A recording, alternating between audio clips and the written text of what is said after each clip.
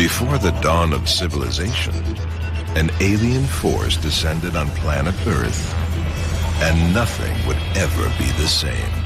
And they created human beings to be slaves and servants of the gods.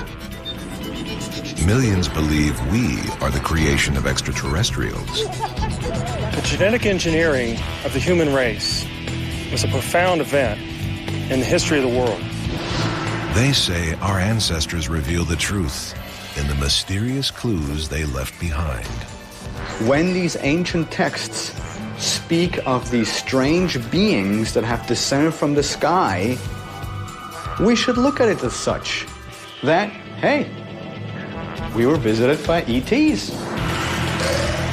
Did aliens mate with primitive humans, jumping our evolution ahead by thousands of years? One man says he's got proof. I believe that the Star Child is not entirely human. Others aren't so sure. Until they come up with some positive evidence supporting that, scientists are just going to ignore it. Skeptics and believers look at the theory of ancient astronauts from every angle to see if it's real or just out of this world.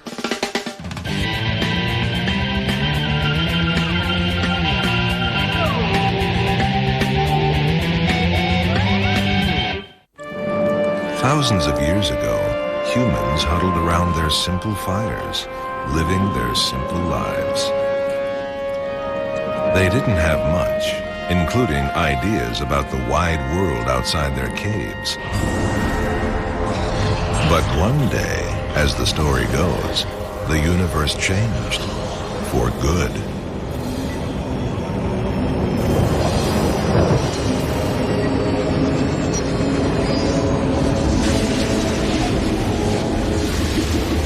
Because on that day, thousands of years ago, extraterrestrials, aliens, arrived on Earth to make contact with us.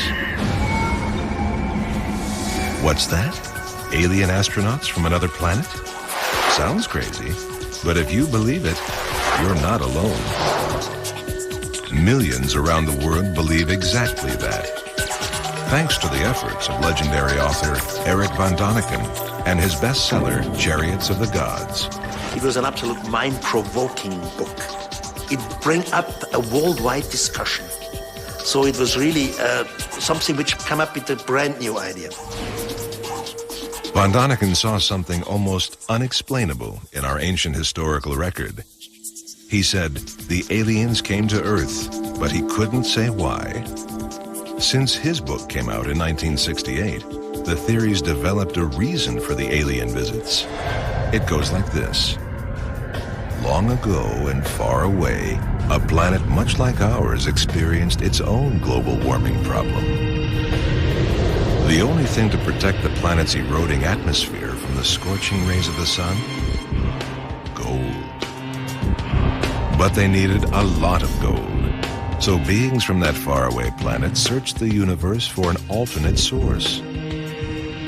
Somehow, the extraterrestrials found us and a planet fairly oozing with gold. So they set up shop right here, making us virtual slaves to mine our earthly gold for them. While they were here, they built major monuments, like pyramids around the world, from Egypt to the Americas. They used those monuments to navigate the stars and as landing pads for their spaceships. Maybe they looked like us, maybe they looked a little freakier. Whatever they looked like, supposedly the visitors taught us a lot about new technologies. Giorgio Tsoukalos is a protege of Eric von Däniken. Today, he's bringing the ancient astronauts theory to a new generation. Technologically speaking, we were still primitive, and they just gave us a push, a gentle push in the right direction. As in, they taught us in mathematics, they taught us in astronomy, in agriculture, and so on and so forth. Just essentially to guide us in the right direction. But of course, the most important alien technology was mining technology.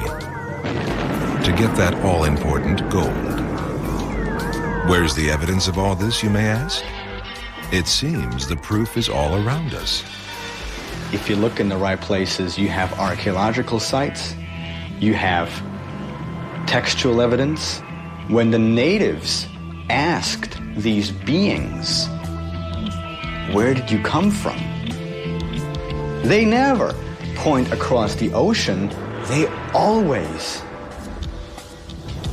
point to the sky. Not everyone agrees. Veteran archaeologist Ken Fader thinks the backers of the ancient astronauts theory see only what they want to see. For them, it's like an extraterrestrial Peace Corps. You know, these people from outer space land on Earth, they look around after mating with us for a while, they go, these poor dummies, we need to help them out. Nevertheless, believers see proof of their ideas in artifacts and monuments from antiquity. So my theory is that this pyramid was a machine. One place we can look for evidence is right here in North America, near Mexico City. Ancient astronaut theorist Ted Strain believes a mysterious ancient city called Teotihuacan is actually a place where extraterrestrials once mined and processed the gold. The theory being that something having to do with pyramid energy, cosmic radiation, solar wind, who knows, in combination with the shape of the pyramid, channeled that energy and reacted with a certain way with the mica, causing like a chemical reaction to occur that helped the gold settle out of solution. No archaeologist knows for sure who built Teotihuacan. But one thing we do know is that when the Aztecs found the city around the 14th century, it was already a ruin. Very odd. To Ted, it's all proof the ancient astronauts used this place as a one-stop center, employment agency, astral observatory, and shopping mall all in one. But Teotihuacan isn't the only place aliens landed when they supposedly colonized us. All around the world, strange and mysterious structures seem designed for beings and crafts from another world. Not far from Teotihuacan is Chichen Itza, with a built-in landing pad on top of its main pyramid, and Baalbek in northern Lebanon, an ancient ruin of a massive stone something. But perhaps the most mysterious landing site of all, the Nazca Lines in Peru. The Nazca Lines have stymied mysticists and archaeologists alike for decades. Crisscrossing a high desert plateau, the lines have been around for at least 1,000 years. Thing is, some say they really look like modern-day landing strips. Some of these pictographs are a mile or two long in a perfectly straight line. Something that even today we'd have trouble duplicating without transits and all sorts of technical equipment. So how did the peoples from 3,000 years ago in Peru, how did they do this? There's no explanation. But more than just landing strips, there's something even more amazing if you see them from above. Monkeys and spiders and birds bigger than whole football fields. Invisible on the ground, brought to life from the air. How could any ancient civilization have done this without the help of mechanical lifts, airplanes, or even spaceships? They could have had somebody up in a balloon or up in an airplane or up in a spacecraft or an anti-gravity craft directing them on where to draw the lines. An even bigger question is, why would the extraterrestrials want to build landing strips and strange animal shapes at Nazca? Why would they choose any place in particular? We don't really know. But one thing many say we do know is that once they landed, the astronauts got busy. Don't get out of visual. Keep on the rope. According to the stories, they took us under their wings and showed us how to make and use tools. Like lasers, to cut stones into neat slabs and blocks. Blocks could be made into the monuments from antiquity that still amaze us, like the Egyptian pyramids. Archaeologists believe the pyramids are 5,000 years old. Each block of stone weighs up to 15 tons. how did ordinary people build these miracles of architecture on their own? On the other side of the world, the ancient megaliths of Easter Island, each statue up to 82 tons. And in South America, blocks on giant stone gates, pyramids, and megaliths standing watch at 13,000 feet. Hundreds, some say thousands of years old, weighing up to 130 tons each. The kind of technology average humans would need to move these things, carve them, and illuminate them may seem too high-tech for our ancient forefathers. But a hieroglyph deep in an Egyptian temple may give an astounding clue we simply can't ignore. But first, all this may tell us something about how the aliens could have affected us once they arrived on our planet. But you gotta wonder, how was their family life? Boys, I think we did they ever return to a faraway star, or did they stick around? There's going to be a large headline when they see all these great things we're bringing back to them. And are their descendants living among us? Seems far-fetched, but consider this. In the 1930s, a teenage girl was exploring in a cave in Mexico when she came across something remarkable. 2 skeletons, half buried in the dirt. When she dug them up, she was amazed at one of their skulls. It was deformed with a huge cranium and strange, shallow eye sockets. Not your average human skull.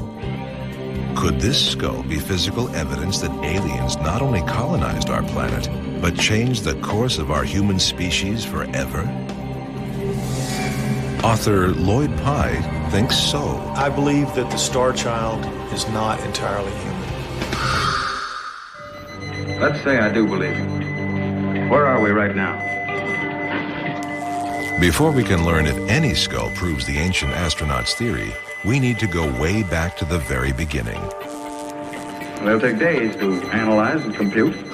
The earliest evidence of a human search for something outside ourselves. We may find the truth in ancient cave drawings. When archaeologists began studying the stories our ancestors left carved in stones and caves, some people noticed images and artifacts that just didn't seem to fit with what we'd always assumed our history to be. Many were hard-pressed to explain images like these of what appear to be men in spacesuits with helmets and antennae. Since the dawn of the field of archaeology, the accepted explanation has been that these images depict gods, nothing more. When I see an artifact, then it looks like there's a god and there's somebody floating up in the air, and I go, well, that matches what we know about their origin story. I'm guessing that they're depicting a god. I think that's a simpler explanation than somebody else saying, no, it could be an extraterrestrial who happens to have a levitation device. In the early 20th century, modern-day levitation devices got us thinking about those mysterious Nazca lines in Peru and wondering who could have made these amazing geoglyphs without direction from something, or someone, above. Others theorize that maybe we built them on our own after all, when the aliens left us to return to their astral home. That's what Ted Strain thinks. The gods left, and the peoples that were left over that had contact with the gods wanted them to come back. So they drew pictures on the ground saying, here we are. If you're going to come back, here we are, land here. Could aliens have been the facilitators of our greatest artistic and cultural steps forward? For a long time, it seemed too far-fetched to contemplate. But in the 1960s, when man first hurtled through space and set foot on the moon, suddenly, the thought of beings from another planet making a reverse commute didn't seem like such a crazy notion. Soon, the ancient astronauts theory was ready for its close-up. It got exactly that when author Eric von Daniken published his earth-shaking book, Chariots of the Gods, in 1968. I was the manager of a hotel when I wrote Chariots of the Gods. And it was a book with quite some mistakes, quite some things which I know today were wrong. Not everything, but part of it. Right or wrong, for the first time, the idea that aliens visited Earth thousands of years ago and forever changed human history spread like wildfire. But Van Daniken wasn't the first to put the idea out there. For decades, believers in a controversial idea dubbed the diffusion theory wagered a guess on the origins of human intelligence. Where we find tremendous advances, it's most likely that there was a single source for that. Because generally speaking, people are dumb. You got to find one genius culture. The diffusionists initially pointed to Egypt. The Atlantis popularizers pointed to the middle of the Atlantic and said, no, it came from there. Eric Van Daniken points up. A handful of surviving humans. By the mid-70s, the ancient astronauts theory came into its own. They must fight their way across the universe, searching for a legendary planet. Enemy approaching, 100 microns. Known as Earth. Enemy closing. Over the decades, alien contact became routine fodder for books, TV, and the silver screen. Did it happen eons ago, or will it happen tomorrow? Throughout all this excitement, one question seemed to really resonate among believers. Who built the Great Pyramids of Egypt? More than anywhere else, the pyramids represent almost unimaginable feats of architecture in the ancient world. Author William Henry believes the evidence they were built by someone other than the Egyptians is overwhelming. When I look at the pyramid, I think an advanced extraterrestrial race had to have been involved in the construction of it. There's also all those underground pyramid chambers. Many concluded they protected the Egyptian priests during the coming and going of the gods, that is, the aliens. I think the Great Pyramid is a giant energy device. It's capable of receiving and transmitting energy from distant points around the cosmos. The key to that is the location of the Great Pyramid. It's located at the exact center of the land masses of the Earth. The icing on the cake is the Great Pyramid's seeming alignment with the sun and stars. And their geographic orientation seems to be in line with the position of stars within the Orion constellation. How did a 5,000-year-old civilization make all these advanced calculations? And why? Videographer Ted Strain sees a similar mystery in the pyramid complex of Teotihuacan. The builders of the site, the planners of this site, A, either had knowledge from the heavens, or B, they were created by the gods themselves. The planners of this site may have been the gods. In fact, Teotihuacan, the name of the site, means place of the gods, or place that the gods gathered. Some say this ancient city was built in exactly the same arrangement as our solar system, and even includes a small pyramid to represent Pluto. Thing is, although Teotihuacan is 2,000 years old, Pluto was discovered just a few decades ago. How could this be? The answer is that there may have been extraterrestrial gods that had come down from the heavens and had imparted their knowledge on humanity, their knowledge of mathematics and astronomy. Ted thinks a royal group of aliens called the Anunnaki built Teotihuacan and many mysterious structures like it. Who are these Anunnaki, and what planet did they come from? 6,000 years ago, the world's oldest known civilization, the Sumerians of Mesopotamia, carved tablets that tell stories of how deities called the Anunnaki descended to Earth from a place they called Nibiru. They gifted us with new technologies and shared their wisdom about our place in the solar system. Think about that. One of the first known human civilizations, 6,000 years ago, scooping us on the alignment of the planets. Most scholars call the Anunnaki gods and take the Sumerians' writings as myths, but not everyone. When these ancient texts speak of these strange beings that have descended from the sky, we should look at it as such and not add symbolism to it or interpretation. Well, they could have meant this or they could have meant that, when it could be very, very simple. That, hey, we were visited by ETs. Not only did ETs visit us, according to the ancient astronauts' theory, the extraterrestrials actually created us in ways almost too shocking to believe. But is there proof? This ancient skull could be the evidence we need that hundreds or thousands of years ago, aliens came to Earth and mated with humans. They saw those among the humans that they thought were fair and took them as wives. The mystery of how we arrived on Earth is a big part of the ancient astronauts' theory. Mainstream scientists agree that modern humans evolved from an ancestor we share with other primates. But Homo sapiens has walked the Earth for over 100,000 years, and experts have long wondered what sparked the sudden rise of civilization a mere 6,000 years ago. This missing link was an extraterrestrial intervention in our genes. Because one thing is extremely clear. A quantum leap happened from us being in the caves, and then all of a sudden, we're building pyramids. Ancient astronaut backers claim the spark for human civilization came from deep space, when aliens swooped down, knocked up our women, and took off. I've called that the horny astronaut hypothesis, that astronauts land on Earth. What's the first thing they do is they go out looking for females to breed with to produce the next step in evolution. And what? Earth gets the reputation of being a party planet, and they keep coming back and breeding with their offspring and producing the next generation of us. And finally, there's us, and we're the product of this breeding experiment. It's an age-old story of love 'em and leave 'em. There was interbreeding going on. It talks about it in the Bible, how the sons of God had come down and found that the daughters of man were very attractive, and they cohabitated with them and produced offspring. Well, maybe they didn't just leave us.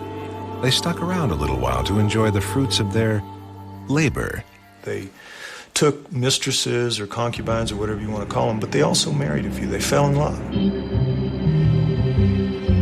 Or did the story unfold a different way? Some ancient astronauts theorists now say the story of our creation wasn't quite so sexy. They say the way it happened was more like genetic manipulation. The earliest creation story involves Sumerian gods creating humans from tubes and jars and clay. But if you subscribe to the ancient astronauts theory, the gods doing this creating aren't actually gods. They're aliens. Whether they're mating with us or creating us out of clay, you gotta wonder, why? The extraterrestrials did not dirty their hands. They had an obedient workforce here on Earth that worshipped them as gods. Ah, they needed a workforce. The ancient astronauts had come here for one reason, for mining. And not only did they have them working in the mines, but they were also raising animals, growing crops. They basically were a servant to the gods. Servants or not, we may find a clue to when the aliens started working here in China, with an interesting people called the Dropa. The Dropa allegedly is an extraterrestrial race that has still survived here on planet Earth. As the story goes, in 1938, an archaeologist discovered a strange gravesite in a cave near the China-Tibet border. He found tiny skeletons with large skulls. He also found some strange stone discs with microscopic inscriptions embedded in grooves. Although bizarre, his discovery was overlooked for 20 years when someone claimed to translate the stone's inscriptions. Supposedly, they told a story of beings that crash-landed on our planet 12,000 years ago. They were stranded. They developed a civilization, a village, and they continued to flourish and plant crops. And in the end, they became the ancestors of the Chinese race. It's a claim fantastic enough to warrant further investigation. We may never know the truth. Many claim the Chinese are keeping the evidence under lock and key. And ask yourself, why are there 1.2 billion Chinese on Earth? Because they were here first. Incredible. But how? There is one skull not unlike the one supposedly found in China that may tell a similar story. But we can actually examine this skull and find out what its history may be. A teenage girl found it in Mexico 70 years ago. She went in and she saw a skeleton lying on its back. She was able to scrape the dirt away with her hands and reveal a skeleton lying in the hole, and which she said was misshapen. Since that day, the skulls changed hands at least 2 times. Today, Ray and Melanie Young like to think of themselves as the skull's parents. I had a friend that was working with me, and her husband had come into it from the lady who actually found it because of my background as a neonatal nurse, and he asked me to look at it. And first he showed me a picture, and the picture was just of this part of the face, and I looked at it and thought, I have no idea what that is. They wanted to know once and for all what its story is, so they brought in alternative knowledge guru Lloyd Pye to check it out. There was just no doubt in our mind that he was the person to take over. The thing that most impressed me first about the star child relative to a human being is its eye sockets, because my father was an optometrist for more than 40 years, and I knew an awful lot about eye sockets and what they were supposed to look like. The first thing I did, I was on my way to a very big UFO Congress in Laughlin, Nevada. So I suggested that they allow me to take the 2 skulls to this conference that I was going to, where there were going to be 500 people, many of whom would be very highly knowledgeable about this kind of material, and see if they agreed. What they found surprised everyone. They were unanimous in their assertions that this skull looked very much like it would fit in the head of a gray. A gray alien is the kind many say they've seen here on Earth. So then I was fully committed to the idea of taking it to scientists. One of the first things Lloyd did was check out exactly how old the skull is. He took it to a lab in Miami for radiocarbon dating and found out it's 900 years old. Then they looked at the skull's bone under a microscope. They were amazed to find a strange red residue and strange, strong fibers inside the bone. So there are 2 great anomalies, but it is absolutely one of a kind as far as we know, and as far as anybody we took that material to, mycologists and others, know. Never been seen before. Lloyd believes this skull is not totally from our world. He thinks this ancient skull is the offspring of a human and an extraterrestrial, and he's named it the Star Child.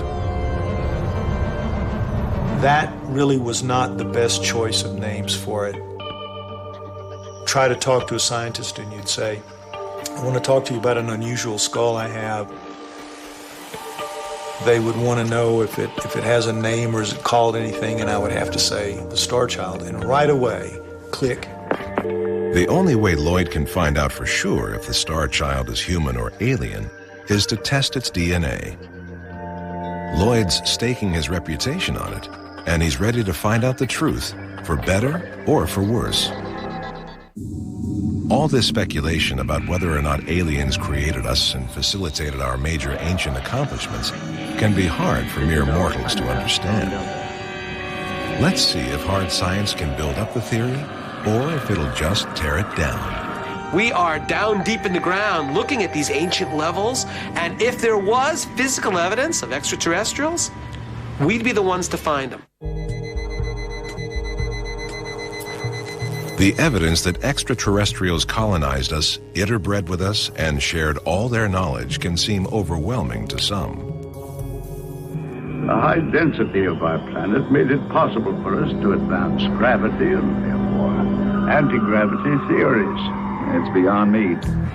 At many sites around the world, we can only marvel at how ancient people could cut and move stones weighing up to 100 tons each. And artifacts offer surprising clues of technology we never imagined the ancient world could have.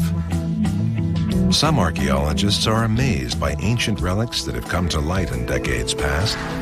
One of the most baffling could change how we write history, if it's real. We've always thought Thomas Edison invented the light bulb, right? Well, maybe not. Maybe the aliens did. Deep inside an ancient Egyptian temple, a strange wall carving lures visitors with its mysterious symbolism. Most Egyptologists believe it shows the birth of a god. Others say this hieroglyph depicts an ancient electric light bulb, complete with filament and electrical cord. It is absolutely spectacular to see that, electricity was not invented by our civilization. It's been around for centuries. It's just been forgotten, lost knowledge. Hard to believe, but you have to wonder, how did they carve all those other hieroglyphs and pictures inside a pitch-dark pyramid? Many believers rule out oil lamps or torches, because not much telltale soot has been found inside the pyramids. So if they didn't use oil or torches, what's left? Batteries? Maybe. Not far from Egypt, in the 1930s, archaeologists found a remarkable device that proves the people who lived here 2,000 years ago actually made an electric battery. Today it's called the Baghdad battery. A lot of these things like electricity, those things were only privy to a select few. How could people from the time of Jesus know how to make a battery? I believe that a lot of these ancient technologies that we've been rediscovering do indeed come from extraterrestrials. I think what's happened is that the technology was possibly left here for us to use for a while, and then maybe after a while it started breaking down, and just like our car, we don't know how to fix it, and so it gets destroyed. While ancient astronauts' backers see the Baghdad battery as evidence of an alien hand, far away in Texas, ancient technology professor Nancy Reed sees something else. The technology needed to make the Baghdad battery is basically very simple. The hollow rod is copper, and the solid one is iron. And then, of course, we would have filled the container with vinegar. Then just put it together, and the acidic vinegar sparks an electrical reaction. And by touching the ends of, say, a voltmeter to this, we can create about a half a volt. Half a volt isn't much electricity, and it's still a mystery why they had electrical batteries 2,000 years ago. But is it fair to credit aliens with this amazing technology? Or could something even more baffling be at work here? Could the Baghdad battery, or something like it, have powered the Egyptian light bulb? We might find an answer to this question in Switzerland. Author Eric von Daniken recently built a theme park revolving around the ancient astronauts' theory, and it features an incredible exhibit based on the ancient Egyptian light bulb. Publicist Caroline Schneider finds the light bulb a remarkable idea. This is what it looks like. So they must have had a way to have light within those pyramids. This is a possibility. If it's true, I do not know. But just thinking of it, it's quite amazing if they really had it. At von Daniken's theme park, the light bulb is fueled by replicas of the Baghdad battery. Never mind the battery's 3,000 years younger than the so-called light bulb. But is the original image actually a light bulb? Or is it just an idea born from someone's wild imagination? When I read von Daniken's books now, I do the same thing I tell my students to. Cover up the caption, and I will guarantee you that if you do that, you don't see a light bulb. You see what looks to be an eggplant. You take your hand off, you go, it's a light bulb? Huh? What's he talking about? Tell you what, find the glass, find where it's the metal, where you screw it into the socket, and find the source of energy for that light bulb, that's physical evidence. It seems all that shines is not gold. But is there gold in the ruins of Teotihuacan? More than that, was this place built by extraterrestrials to actually process our gold? The truth leaves the gold theory bankrupt. Archaeologist Kim Goldsmith has spent the past 24 years studying the ruins of Teotihuacan.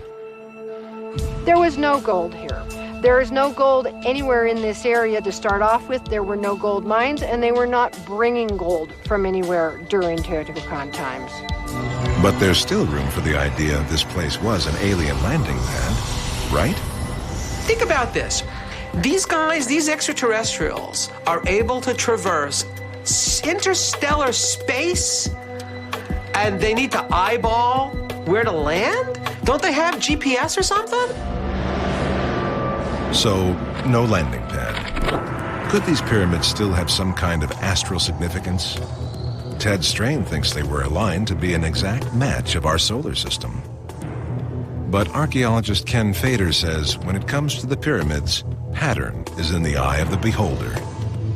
The layout of Teotihuacan, number one, has nothing to do with the planets. And number two, yeah, if you stop at 9, you get the right number of planets, because apparently the folks in Teotihuacan thought Pluto was a planet, but now some astronomers aren't so sure about that, so we'll have to figure that one out. But if you stop at 9, you get 9, you go, wow, there are 9 pyramids, just like the 9 planets. Well, that's because you stopped counting, because there's actually a 10th and an 11th and a 12th. But I don't know, maybe the ancient astronauts will think that that means that there used to be more planets in the solar system, because we end up with this perfectly circular argument. The truth is, Teotihuacan was most likely a thriving city, no different from any other. All you have to do is look around at any city and just about anywhere in the world today, and that's exactly the type of thing that went on.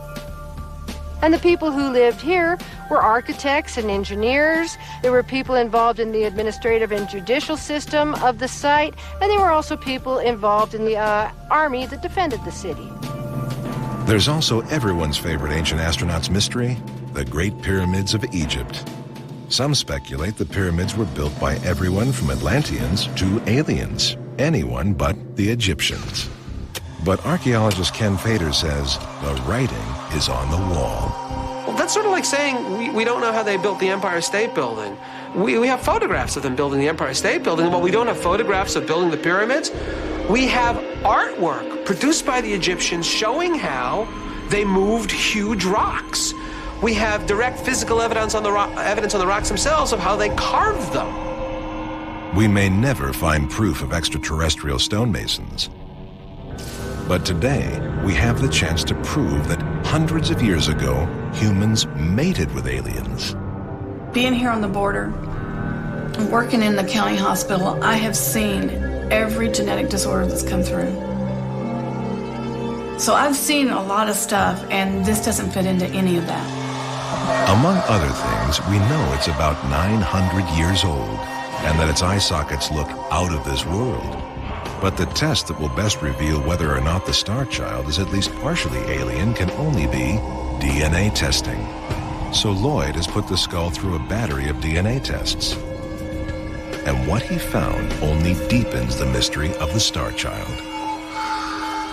Jason Eshelman of Trace Genetics in San Francisco has lots of experience working with ancient DNA. He worked on Kennewick Man, the 9,000-year-old human remains found in Washington state in 1996.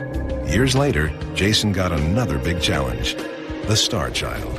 What drew me to it is that Lloyd was generally interested in addressing some of these questions with scientific tools where we could attempt to address some of these questions. The process of extracting ancient DNA isn't much different than the process for modern DNA. It's just so much harder to find ancient DNA that's still intact.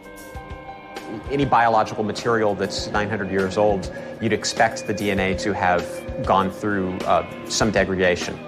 And there's no guarantee Jason can even see the star child's DNA if it's alien. And if aliens even have DNA. We'll find out the truth later. Now, Jason's got his work cut out for him. Another interesting puzzle is the question of the Nazca lines in Peru. Some people believe there's no way humans alone could have made huge geoglyphs like these thousands of years ago without the ability to see their work from some kind of air or spacecraft. They say aliens made the Nazca lines, or at least instructed us in how to make them. One expert says, no aliens required. Joe Nickel is a skeptic with the Committee for Scientific Investigation of Claims of the Paranormal. Just so we say, that's the upper margin. He says it couldn't have been aliens who made the Nazca lines for some simple reasons. The ancient astronauts, of course, would have hovered overhead with a flying saucer. This would have created a great problem with dust. The Nazca helpers would, of course, have put dust masks on and squinted and bent down low. And then they would have used sticks and cord, like we're doing, to finish the figure. First, he gets his materials ready.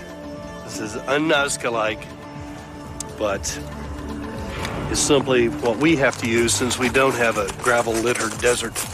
Then, he's got to measure out the diagram of the figure. In this case, he'll attempt to recreate one of the most beautiful Nazca geoglyphs, the 150-foot spider. They should be about 20 feet. See if this is about 20 feet from here to there.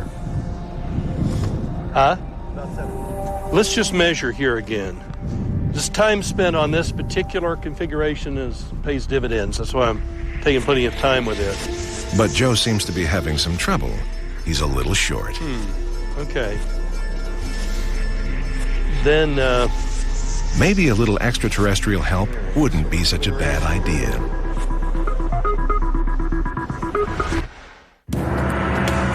Joe Nichols got a lot to prove in his quest to explain the Nazca lines. For decades, their mystery has been a cornerstone of the ancient astronauts' theory. Today, Joe thinks he can demystify the Nazca lines for good.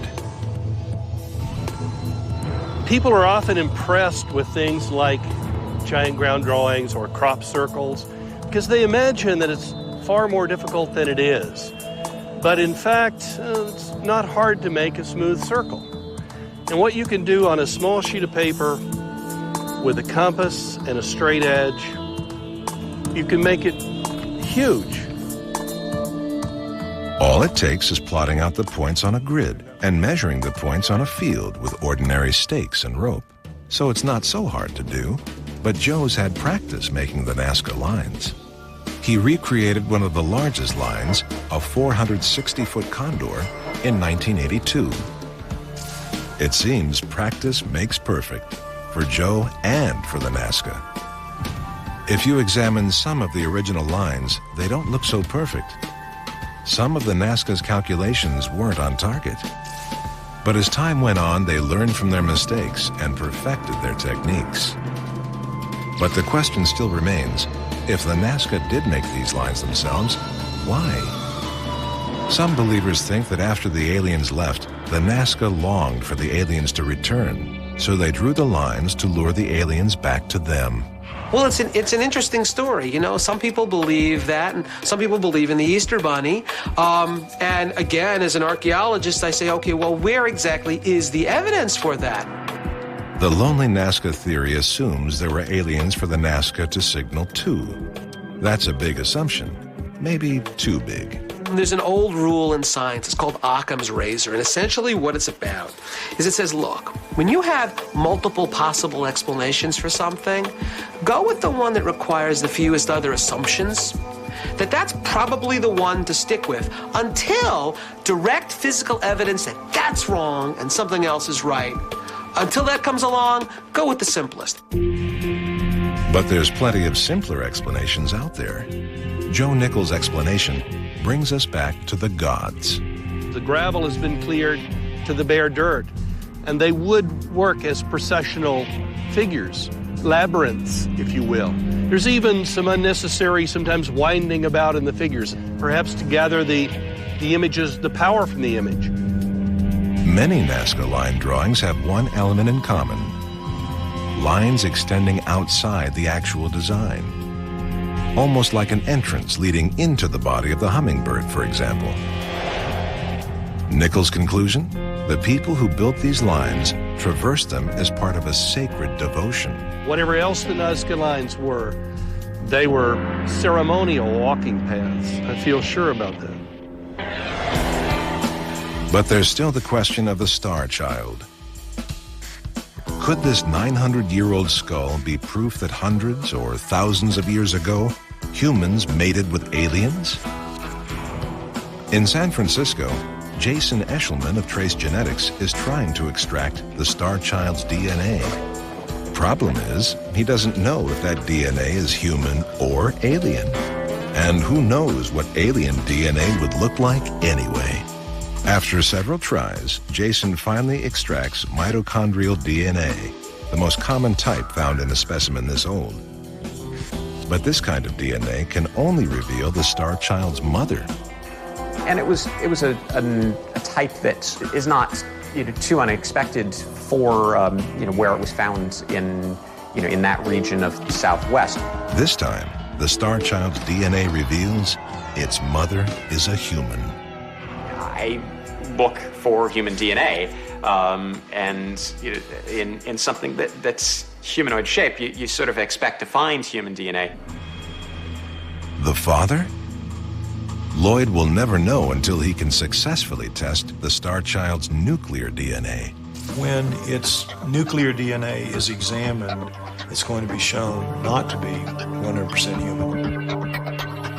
Not everyone agrees it's important to find out who the Star Child's father was. There's nothing of a Star Child quality that I can see in this skull. It is just an anomaly in human variation that we have seen before. Bill Rodriguez has seen plenty of skulls in his career as a forensic anthropologist. He's even examined the Star Child back in 1999. The average layperson looking at the remains of the Star Child certainly would look very strange and highly unusual, and maybe even freakish. The Star Child's face is pretty odd, especially the shallow eye sockets. What kind of human could survive with eyes like that? Even though they are very shallow, we still see evidence of the areas of the back of the orbits, which allows the optic nerve to provide sight, and the skull basically in its shaping has just reacted by having the orbits form that shape. But there are still lots of strange features to the Star Child, not least of which is the skull's very misshapen head. As Lloyd sees it, the skull's shape itself proves it could not have been fully human.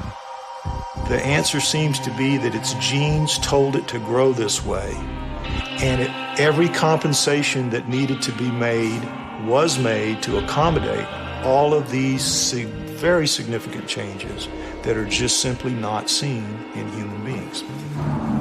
Not so fast. Rodriguez has a cast of a normal skull that isn't too far off the shape of the Star Child. And many times we'll see in young children parietal bossing. This is where the parietal bones on each side actually protrude out somewhat. This is not abnormal, but again, if you look at it from the back without some of the frontal facial area, it looks very much like that of the profile that we see in the Star Child.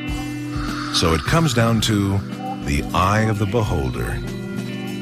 But just because the Star Child may not be the smoking gun to prove that ancient astronauts altered the course of human history, doesn't mean we don't have some link to them. Fossil evidence of the common ancestor between ape and man still eludes us. Could aliens be that common ancestor?